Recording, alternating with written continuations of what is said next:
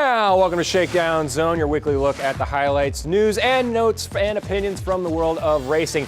Let's kick off this round of 8 where we will determine over these next 3 races who will go for a championship in Homestead at the end of the season. We head to Martinsville Speedway for the Goodies Fast Relief 500, which you'll need after eating all those hot dogs there. Martin Truex Jr. was on the pole, and chaser Joey Logano was on his outside to start it off. Ricky Stenhouse Jr. in the 17 would back it into the wall, bringing out the caution.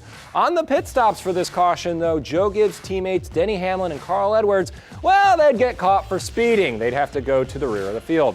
And on lap 132, one of the other chasers didn't hear what happened to the JGR guys because Kevin Harvick in the 4 would get tagged for speeding as well. See you at the rear, Kevin.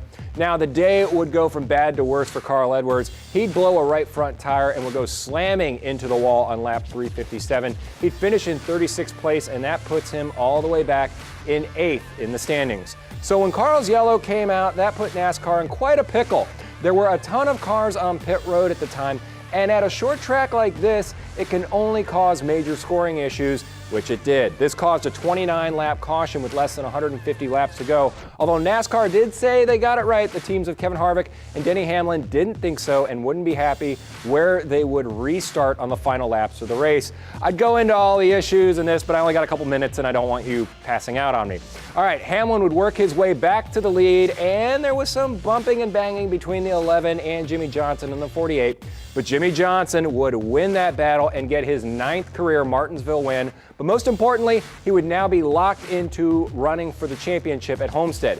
Jimmy is chasing his elusive 7th career title, only would be tied with Dale Earnhardt and Richard Petty. That's some good company. Let's hear from the owner of a new Martinsville clock to add to his collection about the race and about comments Denny Hamlin made about the way he raced him. Obviously, an amazing way to finish the day and get a win here to get our ninth clock to win at Martinsville in the fall from the Hendrick Motorsports side is a very meaningful victory for us. So a lot of emotions are all coming together, and obviously the bright spot and the shiny spot in all this is that we've got a shot at a championship. So we're fired up and ready to go. I'm very, very excited for the next couple of weeks, and certainly ready to go to Homestead and race for this thing. The inside is the preferred lane. I gave him the inside. I got a little something working on the top, but I mean, there's a line of cars behind him. I can't just roll over. So, I prefer to race people cleanly, and I could have easily taken the easy route and just moved him when I came back to take over the lead, and I didn't. And I hope that showed him that, look, man, I don't have a beef. I don't know what he's got cooking in his head and what he thinks that happened at Loudon, what he thinks happened at Charlotte. Man, I'm out there to win. We got points on the line. We got a championship on the line. And I got accused of racing hard. I'll take that as a compliment. Oh, Jimmy, we are one driver closer to knowing which 4 will duke it out at the Homestead Miami Speedway at the Ford EcoBoost 400 for the championship on November 20th. But let's see where the rest of the chasers fared on the day.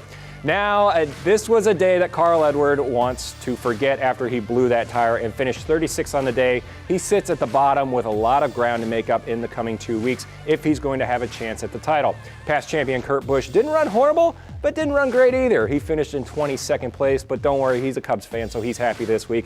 He sits in the 7th spot right now. Kevin Harvick never really made up his spots after pit road issues, finishing in 20th, and that puts him in 6th place. Joey Logano had a 9th place finish on the day after starting 2nd, but everyone in front of him did just a little better, and he's right on the cutoff line. The 3 Joe Gibbs Toyotas of Kyle Busch, Matt Kenseth, and Denny Hamlin finished strong with a 3-4-5 finish and sit only behind the winner on the day and the only guaranteed chaser heading to Homestead, and that's Jimmy Johnson. For Jimmy, this was his 9th Martinsville win, 4th win on the season, and 79th of his career. Now, before Jimmy can take off and win his 7th title, though, he'll have to see who the other 3 drivers are that want their piece of that hardware in Homestead.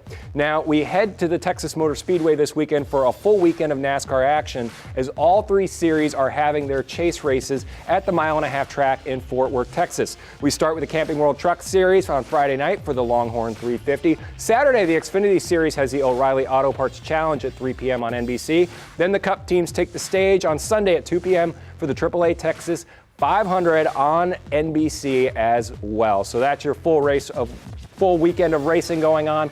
Thanks for watching Shakedown Zone. We will see you next week. Bye-bye and take care.